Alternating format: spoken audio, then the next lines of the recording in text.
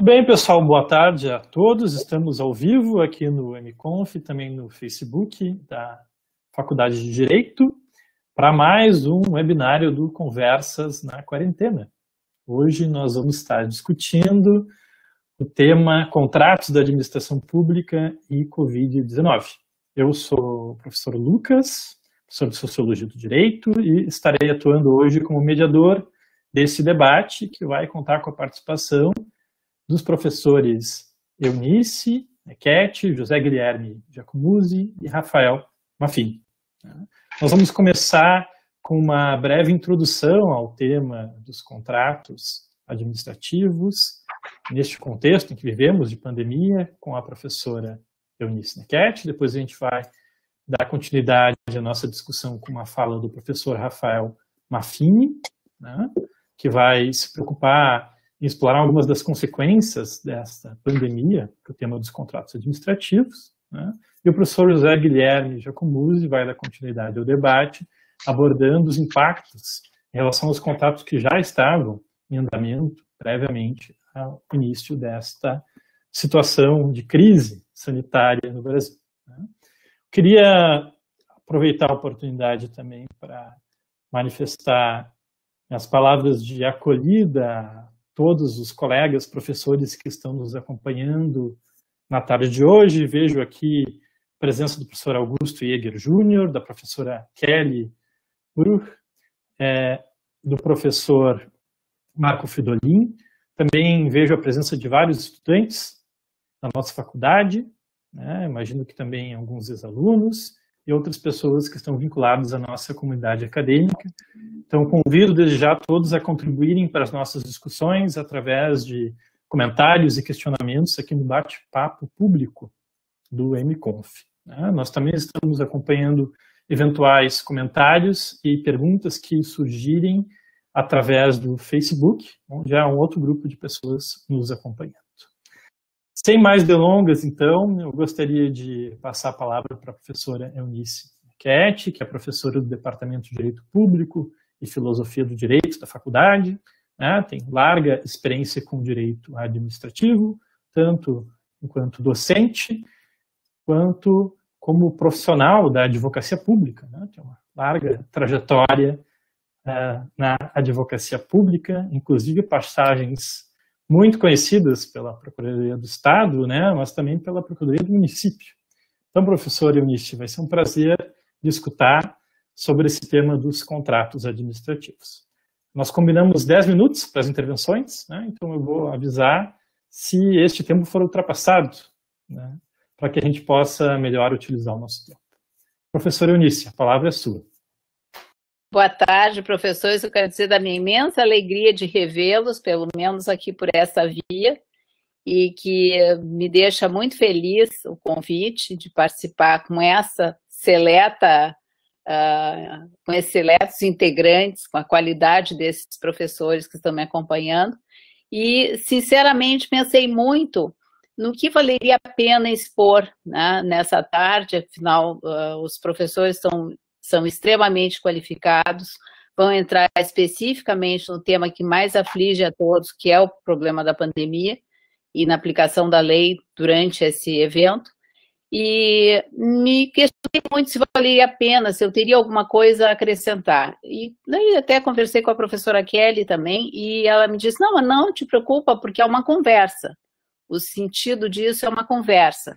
Então, eu fiz uma reflexão a respeito do que valeria a pena eu trazer para essa conversa, não em termos acadêmicos propriamente ditos, mas em termos de minha experiência pessoal. Porque eu tive, talvez, das experiências mais aflitivas que um profissional da nossa área pode ter. Eu sei que na área pública o professor Giacomuzzi deve ter muitas dessas experiências também. Na área privada também isso não desmerece as outras atuações, mas há determinados pontos extremamente paroxísticos, extremamente angustiantes, em que a gente se vê à frente da existência aparente de dois direitos iguais, de igual peso, em que a gente vai buscar a solução de um conflito entre duas aparentes situações de direito, em que fatalmente a gente vai ver né, que não há como realizar o direito pleno que se pretenderia sem que isso cause algum tipo de obstáculo à realização de outros deveres e outros direitos.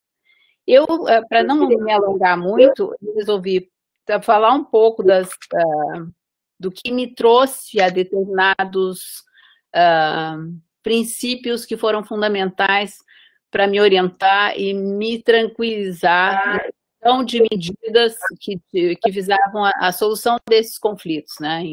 Especialmente relações contratuais versus relações não contratuais. Eu não sei se estou me fazendo ouvir, para mim não está muito claro. Estamos ali ouvindo bem, professora. Tá, obrigada. Pode prosseguir. Tá, e então me preocupou, porque eu assisti alguns outros temas, eu sei que os temas são bem variados, e acho que é importante a gente trazer o tema do contrato para o direito público, para o direito administrativo. Porque a gente pensa muito no contrato, e eu profissionalmente, funcionalmente, sempre ouvi muito essa reclamação. Ah, mas a administração pública não respeita o contrato, ou demora demais, e sim, eu vou deixar um pouco de lado essa questão. Aqui não cabe análise por que muitas vezes demora indevidamente, não vamos entrar nisso. Acho que realmente a lei prevê um regime próprio, diferente, peculiar, na regência desses contratos. Então, acho que é importante, num panorama, num painel tão amplo como Conversa na Quarentena, a gente situar esse contrato que a gente vai tratar hoje no âmbito do direito administrativo, né, e fazer essa distinção, esse corte, né, para entender bem do que a gente está tratando. Então, para não me estender muito no tempo, eu vou mais ou menos seguir o que eu anotei. Esse tema, então, nos recomenda que a gente faça uma abordagem para situar esses contratos, como espécie de contratos, de um lado, e enquanto atos jurídicos, lato sensu da administração, por outro lado. A atuação do poder público nessa área, ela se dá, na área administrativa, se dá prevalentemente através de atos jurídicos estrito sensu, ou seja, atos unilaterais que só podem produzir os efeitos previstos na lei. O administrador não vai inventar efeitos, ele não vai objetivar a construção de uma forma de fazer própria que fique um pouco à deriva de qualquer texto legal que comande a forma de execução da sua competência. Então, ele não tem como atuar num espaço tipicamente negocial, que é o espaço que a gente conhece como espaço dos contratos. Não cabe ao administrador público, aqui eu estou falando do administrador, que é quem executa a administração, não cabe ao administrador visar atingir um determinado objetivo de acordo com sua intenção, como a gente poderia pensar nos negócios privados. Ao contrário, ele tem que cumprir inarredavelmente com a competência da administração de atendimento às demandas públicas nos termos da Constituição e das leis. Regra geral, portanto, a administração se realiza através de atos jurídicos estrito sensu, que são os atos unilaterais a que eu me referi, os quais só produzem as consequências de lei. Mas há, contudo, determinados objetivos que não podem ser atingidos de outra forma que não através de um negócio jurídico da espécie contrato. Porque também não podem mais ser atingidos através do exercício do poder de mando do jus imperi do Estado impondo a execução de determinadas obrigações ou fornecimento de determinados bens, porque encontra limites, os necessários limites dentro do Estado de Direito, Estado constitucional de direito, democrático de direito. Então, ele precisa obter a parceria, a colaboração do particular através de um instrumento jurídico que não é dotado de características absolutamente idênticas à dos contratos privados, mas que sim, consubstancia contratos sim. Porque no Estado democrático de direito, ninguém vai ser obrigado a fazer ou deixar de fazer, senão em virtude de lei. Então, o jus imperi, que se manifesta como uma forma típica das relações verticais, não encontra espaço nesse tipo de objetivo, de objeto, que só se pode realizar através da via contratual. E, por outro lado, o contrato vai surgir há um tempo em que a gente passou a horizontalizar as relações do Estado com a população, com a sociedade em geral. A gente antes só pensava, digo antes, bem antes, né, do século XX, mas se pensava prioritariamente no Estado exercendo o mando e em relações verticais de sujeição. Não se pensava ainda, quando se engendrou toda a teoria do contrato no âmbito do direito privado, não se pensava ainda que o Estado fosse capaz de se horizontalizar tanto quanto se horizontalizou, desculpem. E com absoluta necessidade de fazer essa horizontalização nas suas relações jurídicas. Então, esta também é uma forma de exercício da administração. Não, em alguns objetos com relação a determinados fins, não há outro caminho que não esse. E da minha vivência e experiência profissional e funcional, como em muitos momentos eu tive várias aflições com relação a esse confronto, né, entre aquilo que é o fim último da administração pública e aquilo que é o fim específico de um contrato, e a inviabilidade ou a necessidade de realização de um contrato, eu me vi à frente com a necessidade de me tranquilizar com o encontro dos fundamentos, né, para a adoção de solução nessas questões. E cheguei à seguinte conclusão, eu gostaria de compartilhar. Eu não tenho mais dúvida nenhuma de que a administração pública é a responsável pelos direitos fundamentais na sua grande maioria. Cabe à administração pública praticamente a realização de todos os direitos fundamentais. O ir e vir depende da atuação das administrações públicas em várias áreas. A educação, a saúde, o abastecimento de água, o transporte público, em suma, a limpeza urbana, a iluminação pública, em suma, praticamente tudo está nas mãos do Estado. E isto não é uma opção, isso é um dever. Então, se o Estado, através da sua administração, é o realizador por excelência dos direitos fundamentais, a sua competência de exercício obrigatório e, portanto, não existe possibilidade de disponibilidade do interesse público. O interesse público é indisponível. E esses dois fundamentos nesse tema, para mim, são primordiais. Se eu consigo me orientar nesse sentido, eu consigo enxergar a parte num contrato em contraste com todos os demais que não fazem parte daquele contrato. Ou o destinatário de um determinado ato administrativo em contraste com todos os demais que não serão destinatários desse mesmo ato administrativo. Muito bem.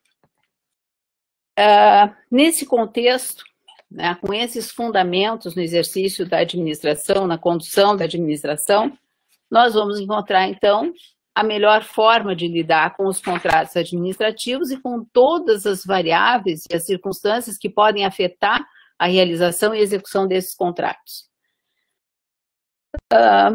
De outra parte, se a gente voltar a pensar nos fundamentos teóricos, né, do contrato, que a gente busca lá no direito privado, que foi onde se desenvolveu com preciosidade, né, com bastante desenvoltura a teoria geral do contrato, nós vamos pensar na teoria geral do contrato como a teoria geral de todos os contratos. E a gente vai achar que um contrato só pode ser caracterizado pela plena igualdade das partes e pela plena liberdade de ambas as partes. E esses pressupostos não se reprisam nos contratos com a administração pública de maneira nenhuma.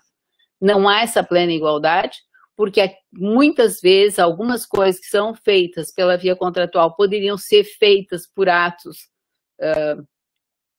obrigatórios, por atos impositivos por parte do poder público, mas, por outro lado, também a administração pública perde, nessa equação da desigualdade, ela perde imensamente na sua potência dentro dessa relação, ou aparente potência vista de fora, com relação à sua falta de liberdade.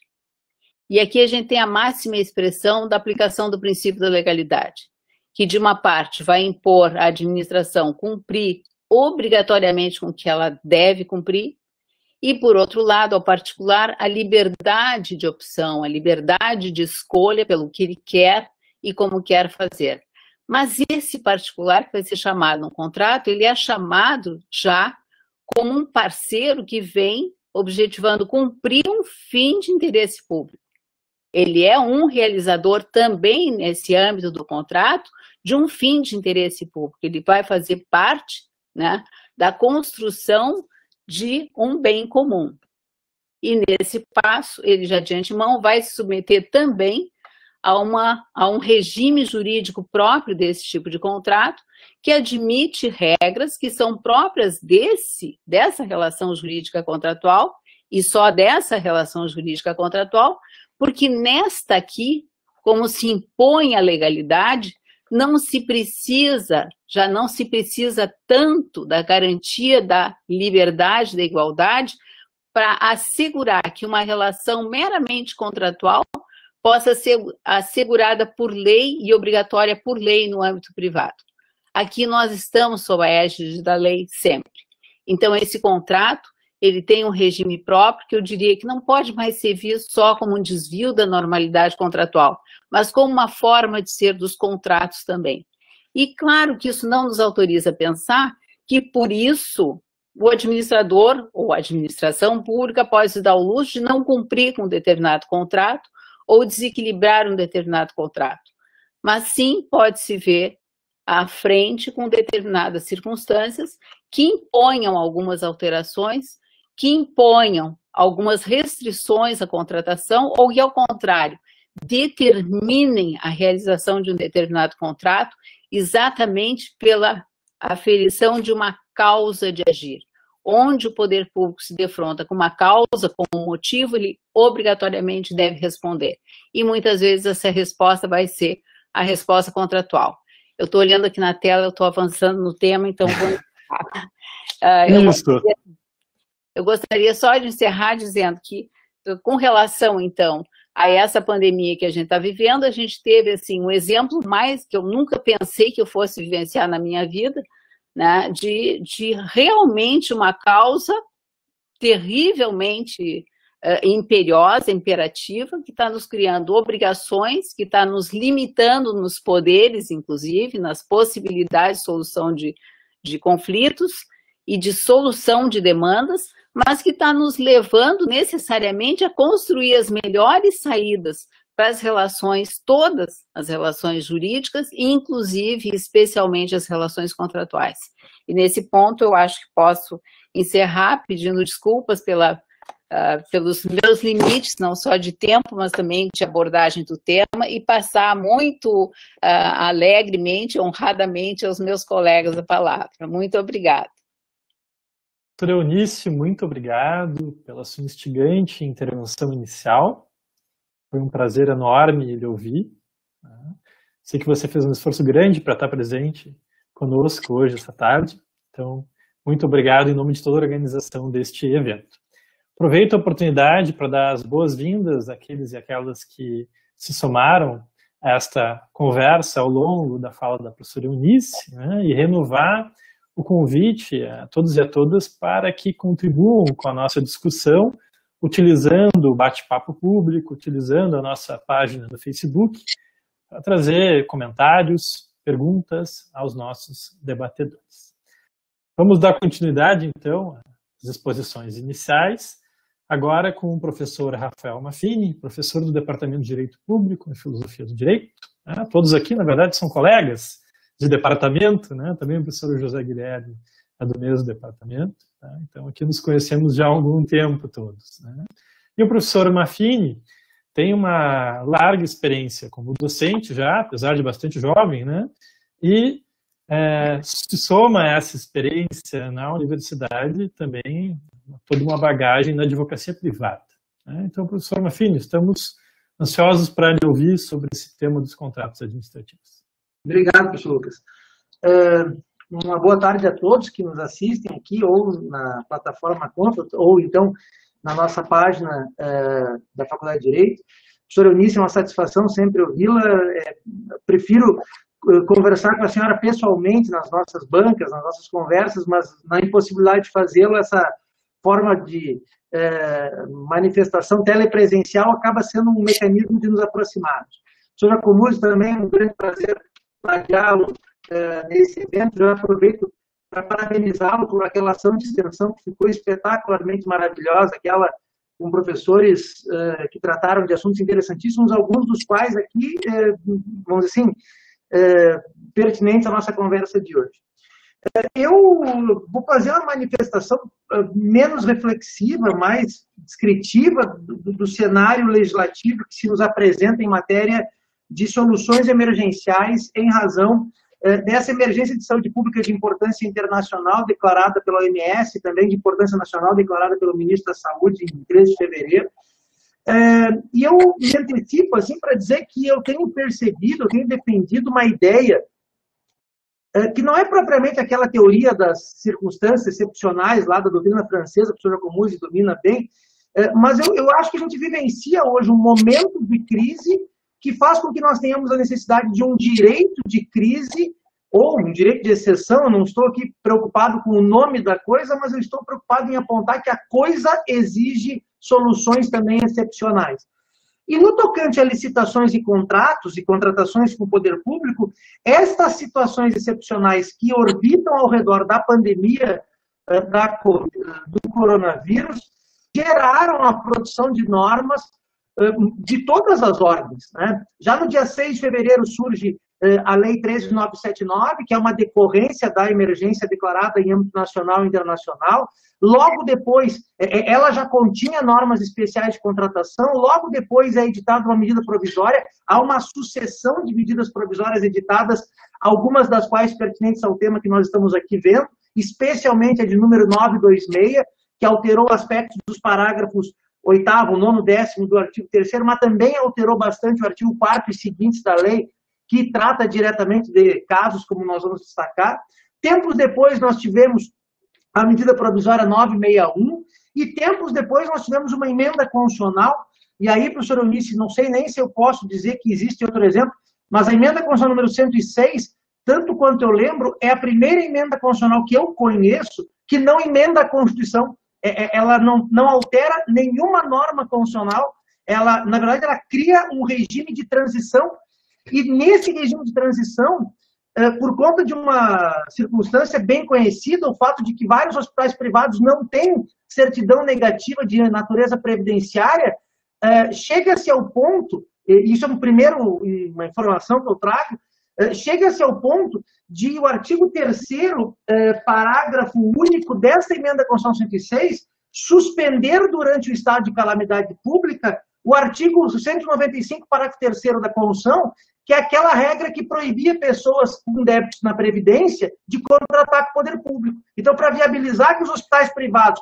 inadimplentes ou positivados nas suas certidões pudessem celebrar convênios, consórcios, contratos com o poder público, se suspendeu a regra constitucional que proíbe a contratação de pessoas com positivação na certidão de Previdência para esse período da calamidade pública. Aliás, renderia uma conversa inteira uma diferença de timing aqui, porque assim, uma coisa é a calamidade pública proclamada no decreto legislativo número 6, de 20 de março, que tem prazo até 31 de dezembro, e que determinou, inclusive, alterações que hoje foram publicadas, hoje mesmo, hoje dia 28, na Lei Complementar número 173.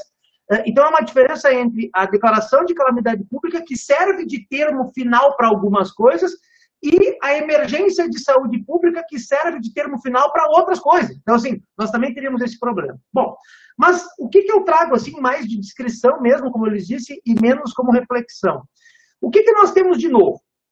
Vamos lá. Primeiro, eu começo pela medida provisória número 961, porque ela traz novidades impactantes, e como saiu um parecer da AGU de ontem, um parecer número 12 de 2020, da Consultoria Geral da União, essa medida provisória 961, ela, embora relacionada com a pandemia, ela trata de assuntos não necessariamente voltados à solução dos problemas pela pandemia causados. Então, ela tem uma implicação, um espectro geral, assim.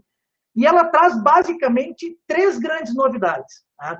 Eu vou começar em ordem crescente de complexidade, ou de polêmica, ou de potencial de problemas futuros. Primeiro, ela prevê como regra geral, aliás, perdão, ela prevê a possibilidade de utilização do RDC para todos os objetos. Tá? Eu lembro que o regime diferenciado de contratação surge no contexto da Copa do Mundo, dos Jogos Olímpicos, depois ela é uma sistemática licitatória ampliada para PAC, para CONAB, o objeto foi sendo ampliado com o passar do tempo, a origem da lei é a 12462, mas agora o artigo, aqui, senhores, o artigo 1º, inciso 3º da medida provisória 961, estabelece a sistemática do RDC como possível em qualquer objeto.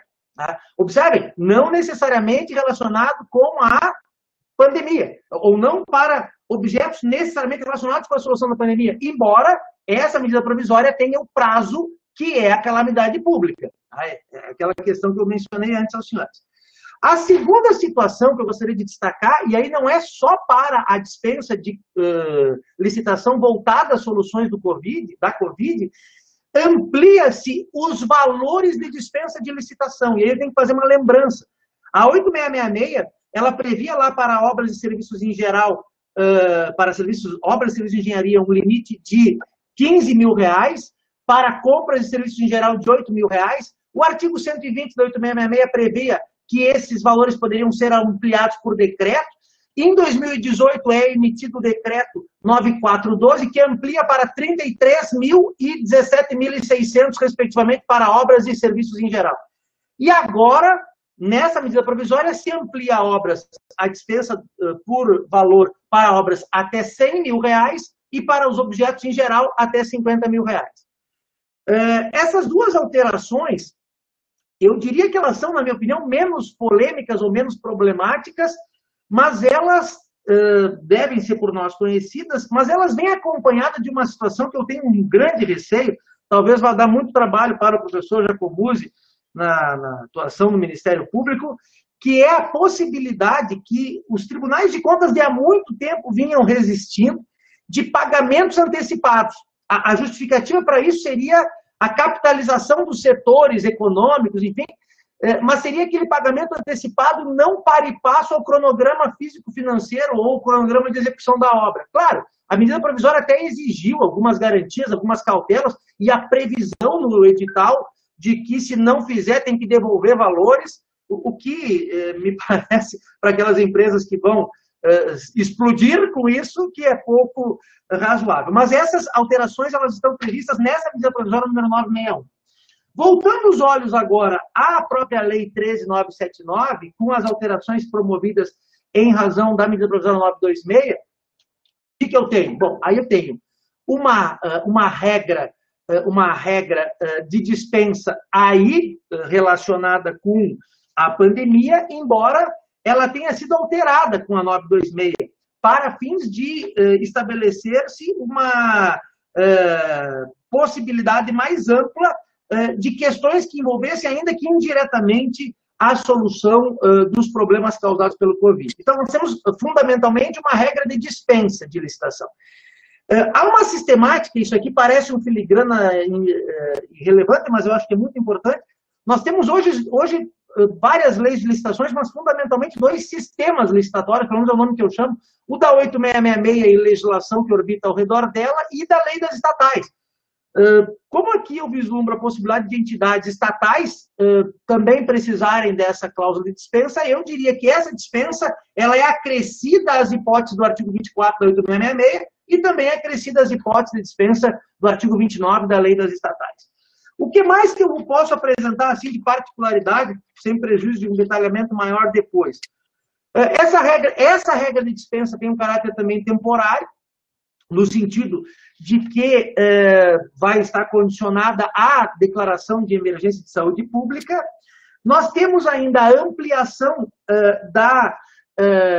do sistema de registro de preços para casos além daqueles ordinariamente previstos.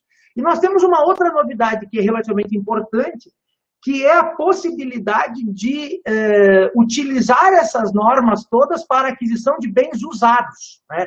E isso aqui foi notabilizada a sua defesa dessa novidade, que também tinha restrições por parte de alguns órgãos de controle, na questão da compra de respiradores usados, né? Então, também haveria essa possibilidade.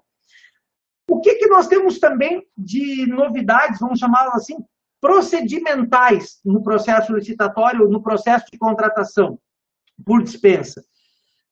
Nós temos a possibilidade de contratação, claro que tem que se demonstrar que essa é a única empresa que poderia fornecer o produto, mas a exceção às proibições decorrentes da declaração de inidoneidade.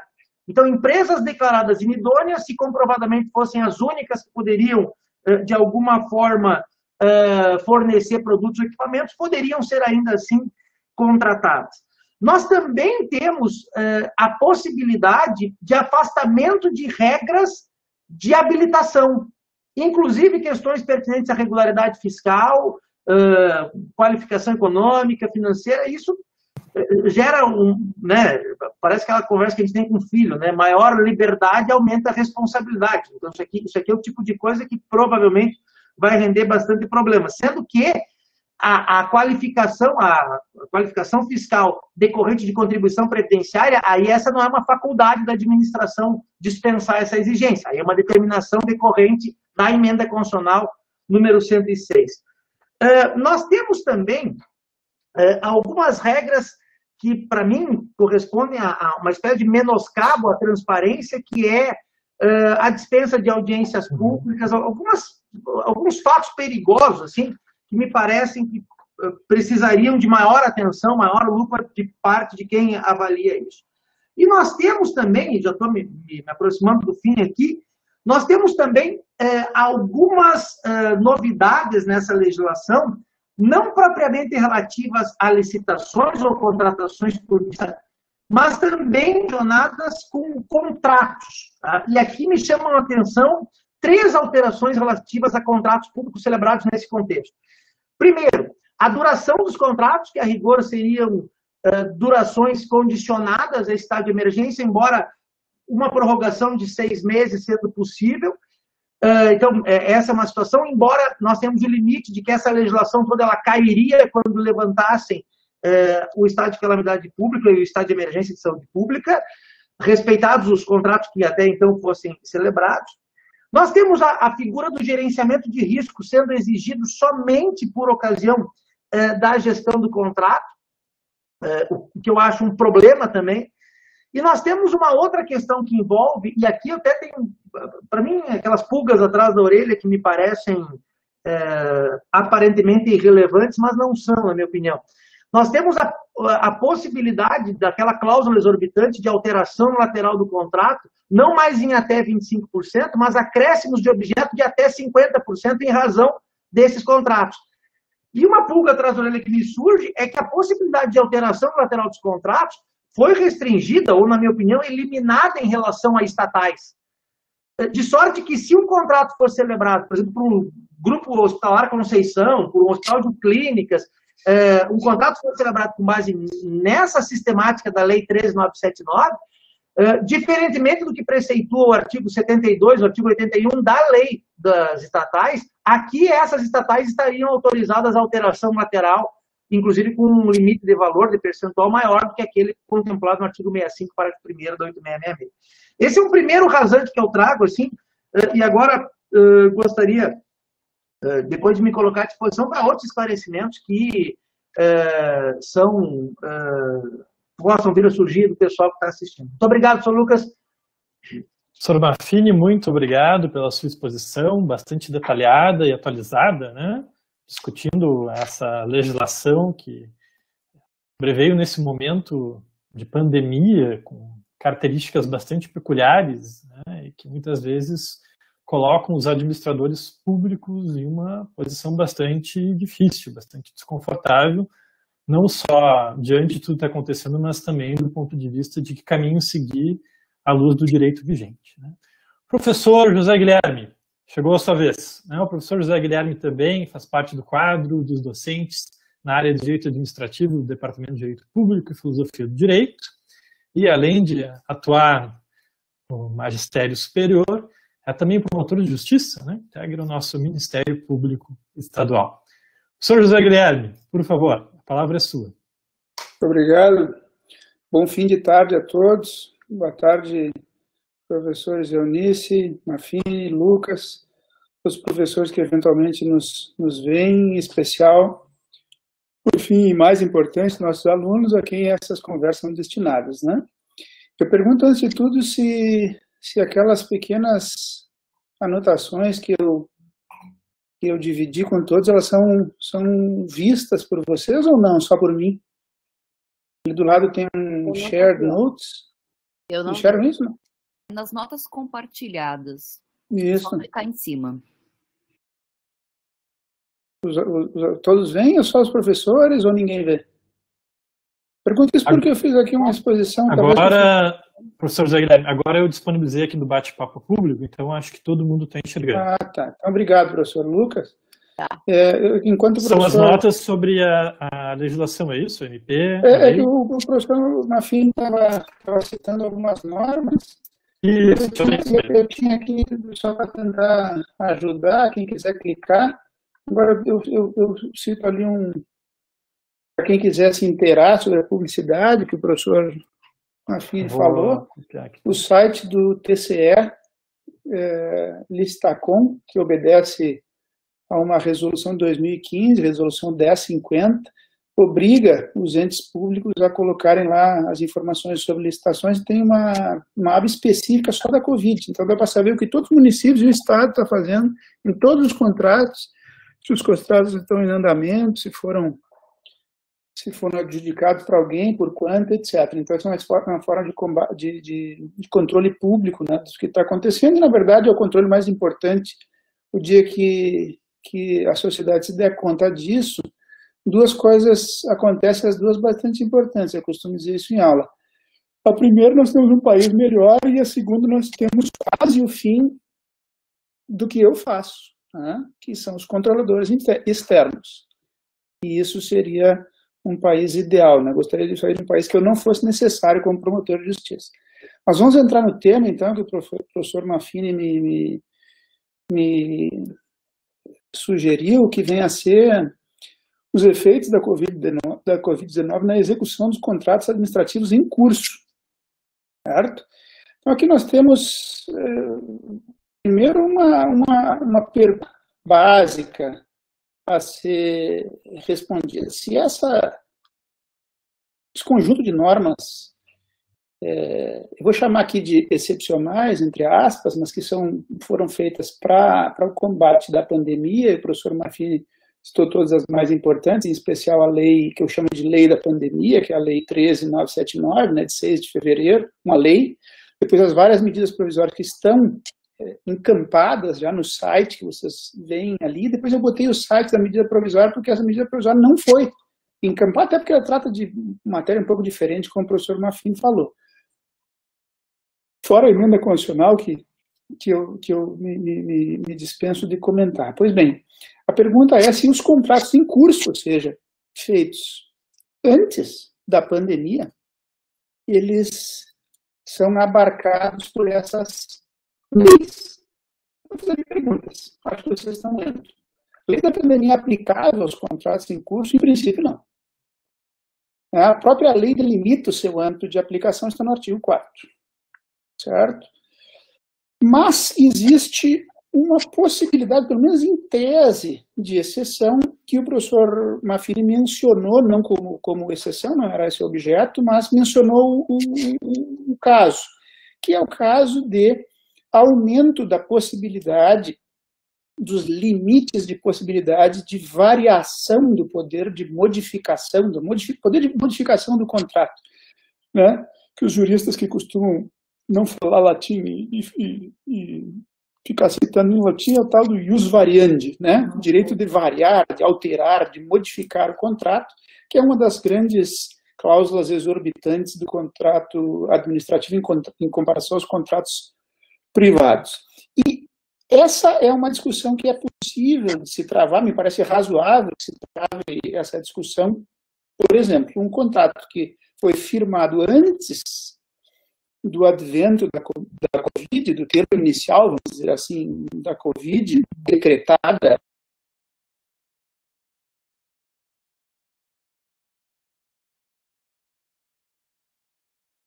Congelou. Pois é, eu acho que o professor José Guilherme Oficialmente. está com um problema técnico, vamos ver aqui se volta. Professor Jacomuzzi, Agora está tá nos escutando? Eu estou. Tá, teve uma pequena queda, acho, na transmissão, Eu, mas vamos voltar, como a gente dizia antigamente, vamos voltar à fita, né? Eu continuei Algumas frases ouvindo atrás. vocês. Eu continuei ouvindo vocês e vendo. Mas vamos lá. Perfeito. Então, não, só algumas frases saíram cortadas. ok. As 3 ou 4 últimas frases. Certo. Eu dizia que esse artigo, em princípio, não se aplica à lei aos contratos em curso, mas que o artigo 4º, inciso 1º, que é esse que o professor Maffini dizia, que eu citei ali para vocês, para os contratos decorrentes dos procedimentos previstos nessa lei, a administração pública poderá prever que os contratos ficam obrigados a aceitar, nas mesmas condições contratuais, acréscimos, supressões em 50%. É isso que o Maffini falava. Ele aumenta o percentual de 25% até o limite de 50%, que está previsto no parágrafo 1º do artigo 65 da Lei 8.666. Isso talvez seja razoável se discutir, e talvez alguns entes públicos se façam valer dessa normativa da lei da Covid para aplicar os contratos em curso, e eu acho que é razoável pelo menos se discutir isso, certo? Não estou aqui fechando questão, mas em princípio eles não se aplicam à lei, aos contratos em curso. Quais institutos, então, se aplicam aos contratos em curso que foram firmados com base em alguma lei do ordenamento jurídico brasileiro? Tá? Vamos subir um pouco aqui a conversa, não em nível, mas, enfim, para a teoria geral do direito. Nós não vivemos em um estado de exceção, certo? Nós temos normas jurídicas a serem cumpridas. Essas normas jurídicas, se não tivessem sido editadas, então teríamos um enorme problema, porque as normas seriam normas muito gerais, e aí tudo caberia ali, e aí muito provavelmente os neoconstitucionalistas, amantes dos princípios jurídicos, iam colocar todas as arbitrariedades ali dentro, e nós temos uma lei que, claro, é uma lei imperfeita, não só porque é uma lei humana, mas porque é uma lei feita no calor das doenças, né? Mas, enfim, nós temos uma normativa aplicável e, para os contratos em curso, essa pandemia vai nos chamar à luz alguns institutos jurídicos, em todos eles, ou quase todos eles, do direito francês, e os meus alunos, eventualmente, se tiver algum aqui vendo, estão cansados dessa conversa, são a base ainda do nosso direito administrativo, que eu vou chamar aqui de clássico, e que forjou, então, lá nas 2 primeiras décadas, em especial neste caso, né, dos contratos administrativos, algumas balizas que ficaram no direito administrativo, e eu diria que no coração do direito administrativo, certo?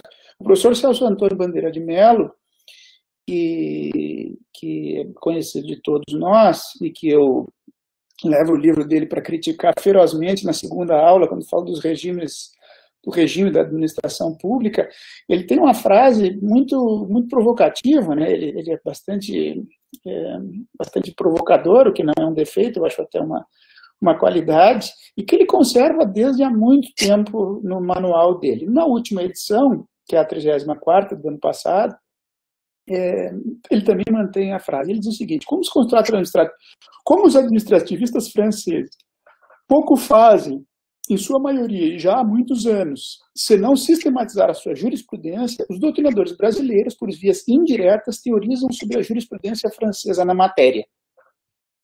E é uma frase um pouco exagerada, não é bem assim, já faz uns 30 anos que não fazem isso ou mais no direito administrativo francês, nem no brasileiro, mas não é tão exagerado. E por isso eu vou trazer algumas questões aqui que me parece que são teóricas em princípio, mas são importantes para a gente entender o tamanho do problema que essa Covid vai causar se nós continuarmos a somente macaquear aquilo que nós, brasileiros, dizemos dos franceses e de nós mesmos.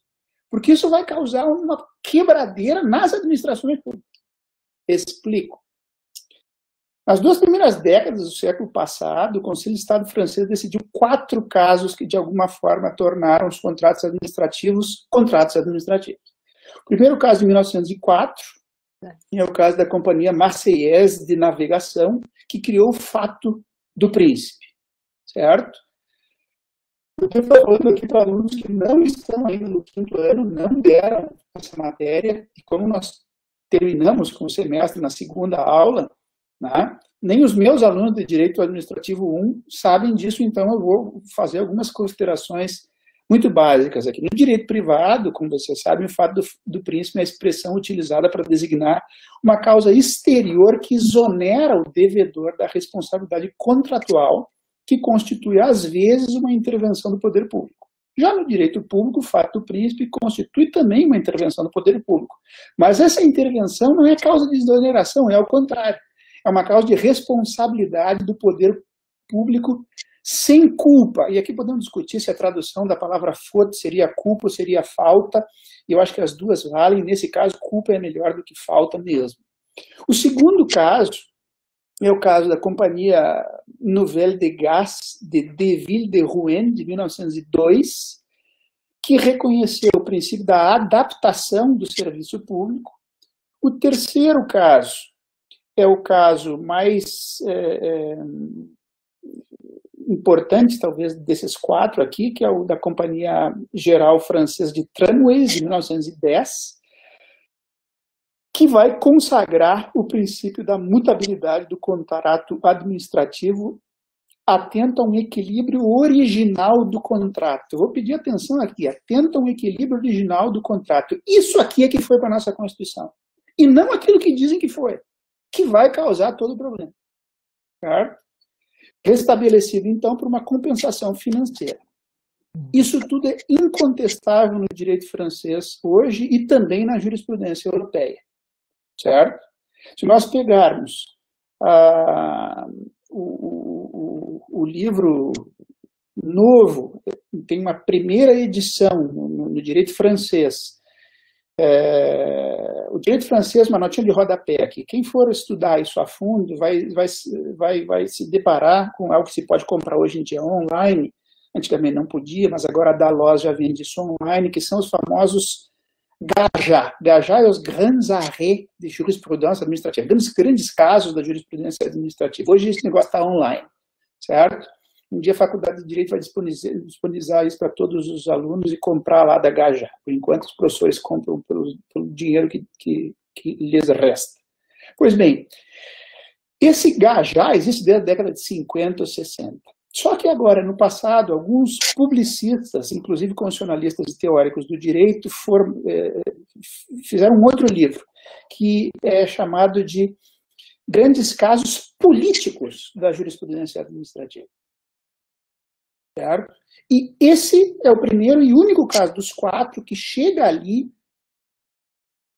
nessa decisão. Tá? E aí eu vou, talvez se tiver tempo eu volto aqui. E o último caso é a Companhia Geral de Eclairage de Bordeaux, de 1916, que aceitou a revisão do contrato em face da crise econômica da Primeira Guerra para dividir os prejuízos causados pelo aumento do preço do carvão. Custava 35 francos em janeiro de 1915 e 117 francos depois, em março de 2016. Esse aqui, como dizem na tradução literal, esse julgado, ele criou a teoria da imprevisão. Base de direito privado francês, não existia teoria da imprevisão. Isso é uma grande diferença do direito privado francês. os privatistas sabem isso melhor que eu, mas basicamente a previsão diz que se as circunstâncias forem anormais e imprevisíveis, surgirem após a formação do contrato, bingo, né? Aqui que nós estamos aqui na nossa pandemia, tornando a sua execução excessivamente custosa ao contratado, este contratado passa a ter direito a uma indenização do Estado. Só que na França, e aqui começam os problemas da importação canhestra que nós fizemos positivamente do nosso sistema jurídico francês para o brasileiro, o contratado passa a ter um direito a uma indenização parcial. O Estado divide o prejuízo com o contratado. Pois bem, o que fundamenta a teoria da imprevisão? E é ela que vai se aplicar aos casos da Covid. É a ideia de continuidade dos serviços públicos. Pois bem, então a imprevisão tem 3 pré-requisitos. Só se aplica contratos administrativos, sob jurisdição administrativa, e não os contratos privados da administração, isso lá na França. Isso talvez caia agora porque mudou em 2016. Circunstâncias têm que ser excepcionais, imprevisíveis, e causar o cataclisma do contrato, né? A convulsão, a desordem do contrato. Ok. O que aconteceu? O direito brasileiro importou... Professor José Guilherme. Acabou meu tempo. Então a gente precisa encaminhar para o final. Ok. Vou encaminhar para o final, então. Isso. O que aconteceu? O Brasil importou esse negócio e colocou tudo isso, fato do príncipe, que causa, na França, indenização integral, poder de modificação unilateral com indenização integral e imprevisão com indenização parcial, no mesmo localzinho da Lei Geral de Licitações, artigo 65, inciso 2, letra D. Mas o Brasil fez algo a mais. Como resolveu constitucionalizar tudo, para o gáudio dos constitucionalistas que imaginam que está tudo na Constituição e não sobra nada mais para ninguém, colocaram lá no artigo 37, inciso 21 da Constituição, aquela expressão, conjunto de palavrinhas que eu enfatizei ali atrás, que diz assim: ressalvados os casos específicos na legislação, obras e serviços, blá, blá, blá, blá, tem que ser mantidas as condições efetivas da proposta. A maioria da doutrina viu nisso a constitucionalização do equilíbrio econômico financeiro do contrato. A partir daí, todos os principiologistas pulam nessa norma e dizem: qualquer desequilíbrio que tem, a administração vai lá e acode o privado. Está aí o erro.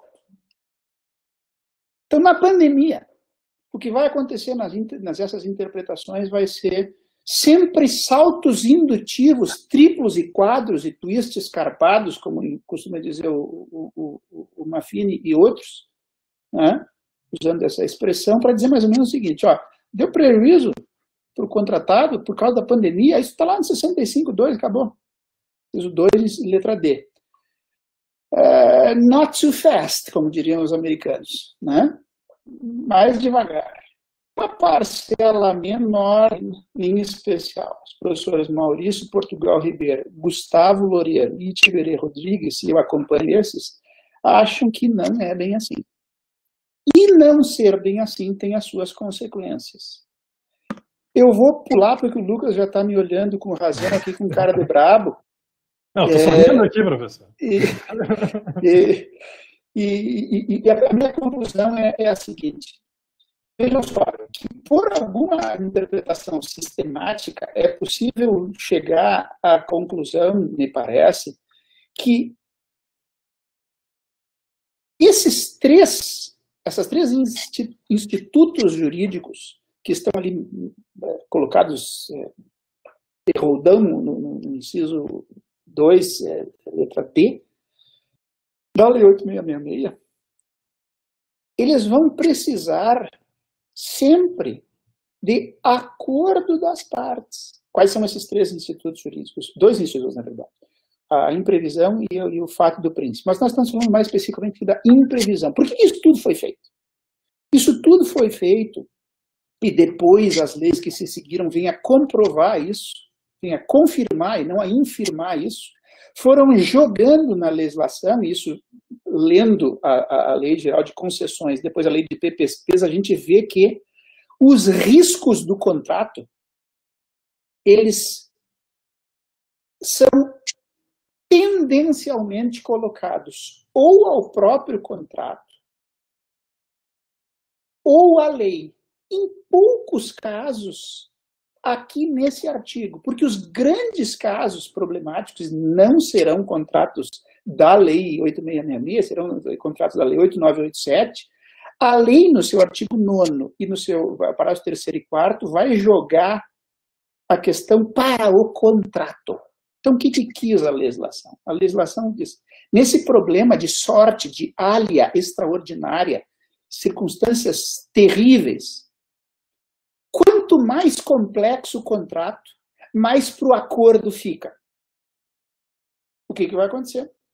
Vai acontecer que nós, se não tivermos essa leitura, que não é uma leitura originariamente feita por mim, sim feita por um artigo ainda não publicado do Gustavo Loureiro, certo? Sobre imprevisão, equilíbrio econômico financeiro e fato do príncipe, nas concessões. Eu lembro que todos esses casos anteriores citados na França eram casos de concessão, que são o berço do direito de variação do contrato, né, em que tudo isso se coloca. Isso é o centro do contrato administrativo e nunca foi importante a gente estudar a origem histórica. Da onde vêm os institutos, para que eles servem, como é que foram feitas as importações, por que elas foram feitas, se nós estamos bem criticando, se nós não estamos numa parolagem à la brasileira, e nós temos que evitar aqui, esse é meu ponto aqui, evitar as interpretações interessadas. Se eu quero advogar para a concessionária ou para a administração, então é o que diga desde já.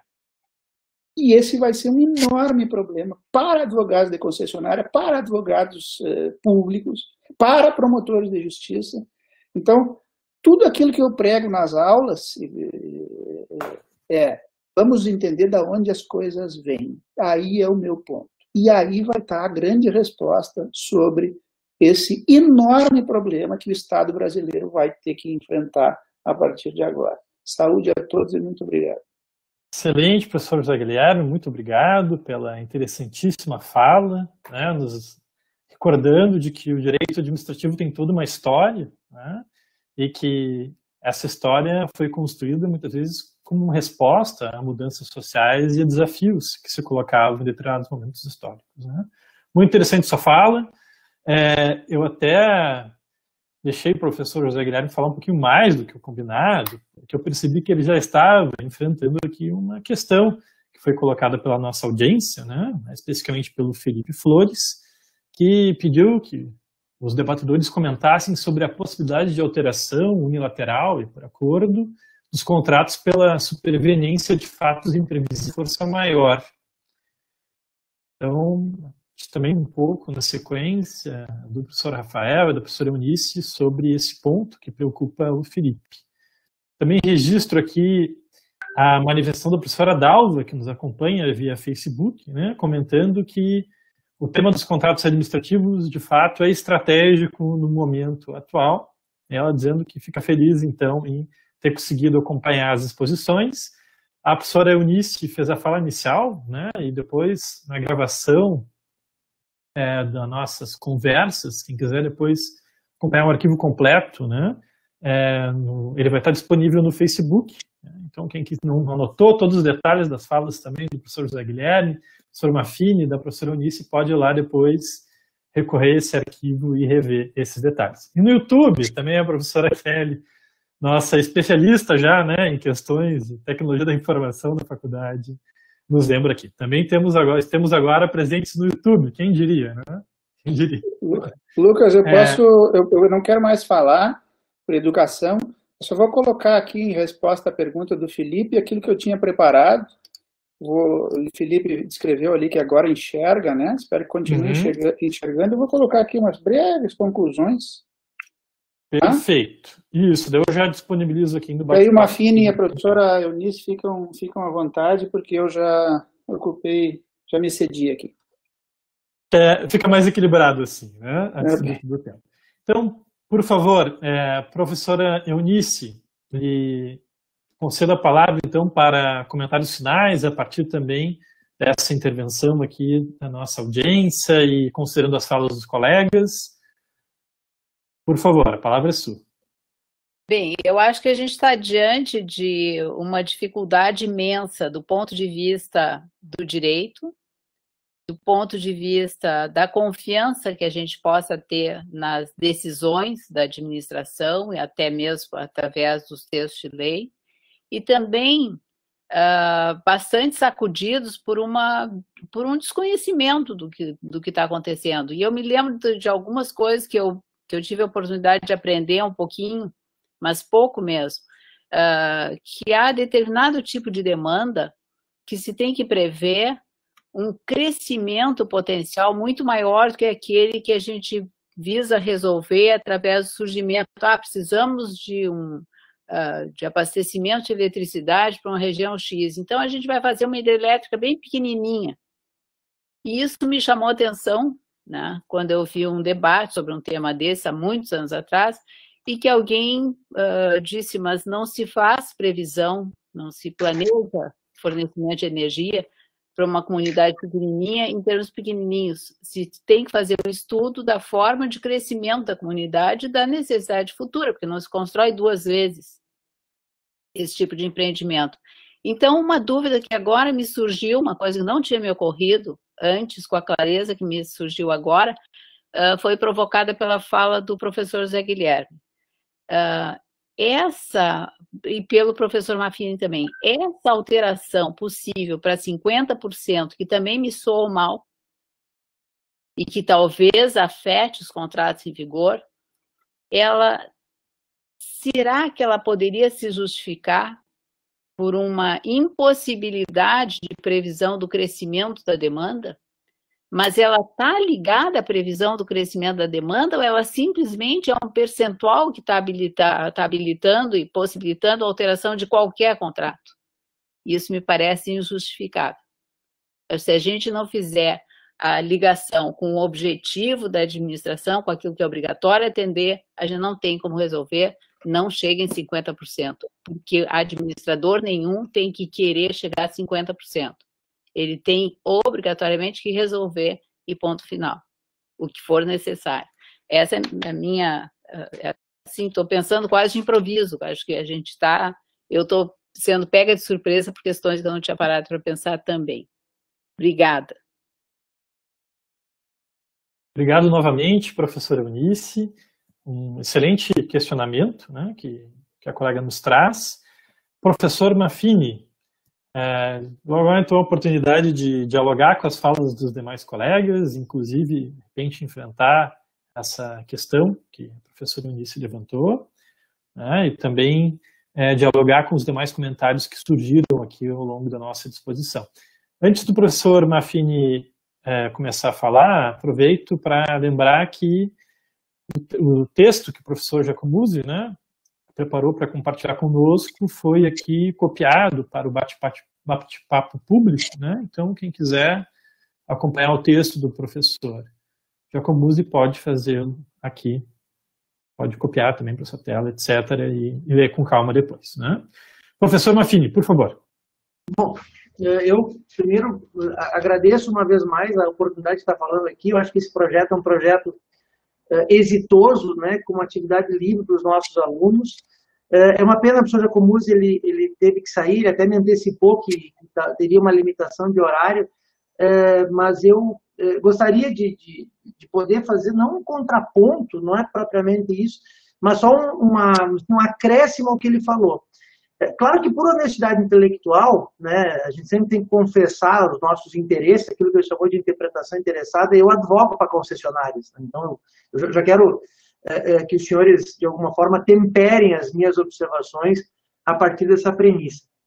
E eu advogo para concessionários que estão passando por problemas muito severos, como alguns que eu vou relatar rapidamente. Essa não é um contraponto que eu estou concordando com o senhor Giacomuzzi, né? Em que sentido? Nos últimos anos, os contratos mais complexos, eles são contratos que captaram a problemática que o professor Giacomuzzi relata e começaram a detalhar mais aquilo que a gente chama de cláusulas de matriz de risco. Né? Tem alguns contratos, por exemplo, os últimos contratos de concessão de rodovias federais, o anexo de matriz de riscos detalha, sei lá, o tempo de duração das manifestações sociais que provocariam frustração de receita no pedágio e que determinariam quem é que paga essa conta. Então, se a manifestação social dura X horas, o poder público não paga, se dura mais do que X horas. Então, assim, essa verdade existe, né? Então, o professor Camus, ele relata que hoje em dia a legislação setorial, a legislação específica, os contratos, eles tratam, né, dessa matriz de risco com mais detalhamento. Até porque a questão da diferença entre a assunção de risco na área ordinária e extraordinária é uma solução em princípio, né? Ela não é imperiosa. O contrato pode imputar, por exemplo, ao concessionário, ao contratado, riscos que eu qualificaria como área extraordinária, assim como o contrato pode imputar à administração riscos que, a rigor, seriam área ordinária. Então, o contrato poderia contemplar essas soluções. O problema é que eu tenho visto, e esses são os meus clientes mais apavorados ultimamente, nos últimos dias e meses, contratos que são contratos relativamente complexos, relativamente envolvendo valores vultosos, mas que não têm essa sofisticação nas suas cláusulas de matriz de risco. Eu vou dar um exemplo para vocês, que é um exemplo de hoje, não é um exemplo de amanhã, é um exemplo de hoje. Né? O que acontece é que os municípios concedentes do transporte coletivo urbano estão obrigando as empresas a manterem um serviço a ser prestado em quantidade que não é proporcionalmente remunerado pela receita. Então, se eu pegar a equação econômico-financeira normal do contrato, os municípios estão obrigando os concessionários a prestarem um serviço lá em aproximadamente 60%, 65%, 70% do custo, com uma receita de 20%. E aí o que acontece? As expensas do concessionário, que não é capitalizado, que não tem suporte financeiro, não tem recursos para aguentar um tempo todo desse tipo de despesa, o serviço está sendo mantido, um serviço que é de titularidade do poder público. Então, assim, e aí eu vou pegar um contrato de concessão de transporte coletivo que não é antigo, que é de 2, 3 anos atrás, e eu vou procurar a matriz de risco, ela não tem essa sofisticação que deveria ter. Então, assim, esses problemas, e aí nisso eu concordo completamente, vocês perceberam que não é propriamente um contraponto ao Jacomuzzi, é só talvez um detalhamento, assim, esses problemas surgirão e eles são problemas que podem colapsar o sistema de serviços públicos que nós temos hoje. Realmente, assim como o problema é complexo e inusitado, assim como a legislação acaba sendo peculiar, sofisticada, enfim, inusitada, eu acho que teremos que ter a criatividade e o papel da solução jurídica, da interpretação jurídica acaba sendo esse. A gente vai ter que ter também interpretações excepcionalmente sofisticadas e racionais e razoáveis e ponderadas para resolver esses problemas muito graves. Mas, no mais, professor Lucas, eu quero agradecer a sua mediação absolutamente adequada, mais uma vez, agradecer a possibilidade de participar dessas conversas na quarentena e transmitir um abraço especial ao professor Eunice e aos alunos e demais professores, eu vejo aqui, professores que nos acompanham também, um especial abraço a todos que nos brindaram com essa audiência qualificada. Professor Rafael, mais uma vez, obrigado. Não está numa posição fácil, efetivamente, hoje. Sim, desculpe, professor Rafael. Só o Jacomuzzi, ele pediu aqui para avisar, ele mandou uma mensagem aqui, que caiu em razão de problemas tecnológicos, não era nem a questão de... Ah, tá certo. Eu estava imaginando que algo assim podia ter acontecido e não falou nada. Mas se não conseguir, ele já pede para transmitir um abraço a todos e um agradecimento especial a ti também, professor. Só desculpa com essa... Perfeito. Então tá. Bom, eu estava agradecendo mais uma vez ao professor Rafael por nos brindar com mais uma brilhante intervenção, que nos lembra também da posição difícil em que se encontra, né, o profissional do direito hoje, tanto aquele que atua junto à administração pública, quanto aquele que atua junto a empresas, a particulares que estabelecem relações contratuais com a administração pública. Né? Não é fácil, realmente se exige agora do profissional do direito mais do que nunca, né, muita criatividade, conhecimento do direito, né, daquilo que não é momentâneo, daquilo que vai ultrapassar um momento específico e vai permanecer, né? E ser profissional do direito também muita responsabilidade nesse momento, né? A tese que hoje pode favorecer estar uma empresa no momento seguinte, se não for bem pensada, né, pode desfavorecer outra, e assim vai, né? Nós sempre estamos diante do desafio da coerência também na construção de teses jurídicas na área do direito público. É um grande desafio para todos os envolvidos e também para o professor do direito, né, que tem que, neste momento tão difícil, ensinar direito administrativo para os seus alunos, né, sabendo que aquela resposta construída em sala de aula ou numa sala virtual como essa que a gente tem hoje, né, vai ser bastante provisória, vai estar sujeita a ser desconstruída, né, nos meses seguintes pelo judiciário, por exemplo, né, ou mesmo a receber um outro tratamento jurídico a partir da edição de novos instrumentos normativos, né. Então, realmente, um momento difícil. Sempre foi difícil atuar na área do direito público, né?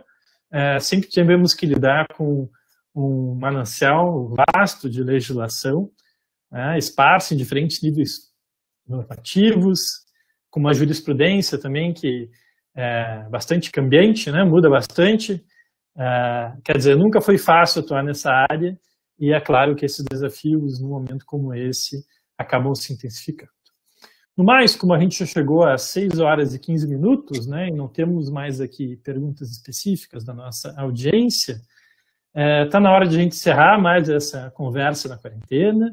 Então, eu queria reiterar os agradecimentos aos nossos debatedores, ao professor José Guilherme Giacomuzzi, que já acabou tendo que nos deixar por conta dos problemas técnicos, né, ao professor Eunice e ao professor Rafael Maffini. Foi muito bacana ter essa oportunidade de compartilhar com vocês este nosso webinário desta noite. E queria dizer também àqueles que nos acompanham que foi uma satisfação contar com a presença, mais uma vez, dos nossos alunos, dos nossos professores, dos nossos servidores, e avisar que as conversas na quarentena irão continuar, né? Como a quarentena não terminou, como a gente não pode ainda retomar as nossas conversas presenciais, a ideia da organização do evento é que a gente possa dar continuidade às nossas conversas ao longo das próximas semanas, né? Professor José Guilherme, temos novamente, é isso? Sim, estava tentando entrar até no outro computador, mas era internet. Que maravilha. Já estava aqui nos agradecimentos finais. Então, se você quiser aproveitar para deixar uma palavra final, por favor. Só a palavra final de saúde. Bom ver a professora Eunice com saúde e espero que possamos começar logo as aulas em qualquer formato. Costumo dizer, disse isso no curso de extensão que eu fiz, que a pandemia não traz nada de bom, né? Essa também não traz nada de bom. Isso que a gente está fazendo aqui é mais ou menos bom, é menos pior, né? A gente deveria estar conversando ao vivo e não por aqui, mas o ótimo é inimigo do bom nessas horas, né? Então, saúde a todos, obrigado pelo convite, em especial ao Maffini, que me fez, e um abraço. Certo, muito obrigado pela participação, professor José Guilherme, né? De fato, não é o tipo de conversa ideal, né? A gente sempre gosta das conversas presenciais, que são mais afetivas, né? Olho no olho, a gente consegue enxergar outras formas de manifestação que não apenas nossas palavras aqui, transmitidas pela internet, né? Mas eu acredito que logo a gente vai ter chance, sim, de retomar as nossas atividades, né? Seja regulares, seja qual for o formato. Enquanto isso, professor José Guilherme, eu estava dizendo que o planejamento nosso, na organização das conversas na quarentena, é dar continuidade a este evento, né? Ele tem servido para ajudar a manter a nossa faculdade viva nesse período. Não é a única iniciativa, né? Várias outras iniciativas surgiram, como, por exemplo, os seminários organizados pelo próprio professor José Guilherme em temas de direito administrativo, né? Que contaram com a presença de professores de outras universidades, não apenas da nossa faculdade. Parabéns, professor, por essa iniciativa, né? E acredito que outras tantas estão sendo já gestadas nesse momento. Nós pretendemos divulgar, ao longo dos próximos dias, a programação dos próximos webinários das Conversas na Quarentena. Nós já estamos trabalhando em toda uma programação especial para incluir outros temas que ainda não apareceram, né? Como, por exemplo, temas envolvendo relações internacionais, né? Vamos ter conversas dedicadas a essas questões. Vamos ter também conversas sobre pesquisa, né, na Faculdade de Direito, neste momento, e outras temáticas que vêm sendo sugeridas pelos nossos colegas e também por discentes. Se alguém tiver alguma sugestão também de temática e gostaria que essas conversas abordassem, nós estamos à disposição para saber mais, né, de vocês em relação aos eventuais interesses. Certo, pessoal? Então, concluo por aqui mais essa conversa na quarentena, agradecendo a todos, em especial também a professora Kelly, que mais uma vez contribuiu para viabilizar tecnicamente aqui a nossa sessão virtual. E palmas, então, aos nossos colegas debatedores pelas contribuições. Obrigada. E espero revê-los em breve, presencialmente. Até mais, pessoal. Uma boa noite. Até mais, um abraço. Tchau, tchau. Tchau, tchau.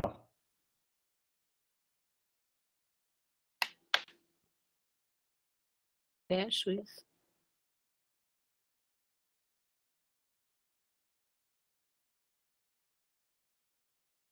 Tati, como é que eu fecho aqui? Tati?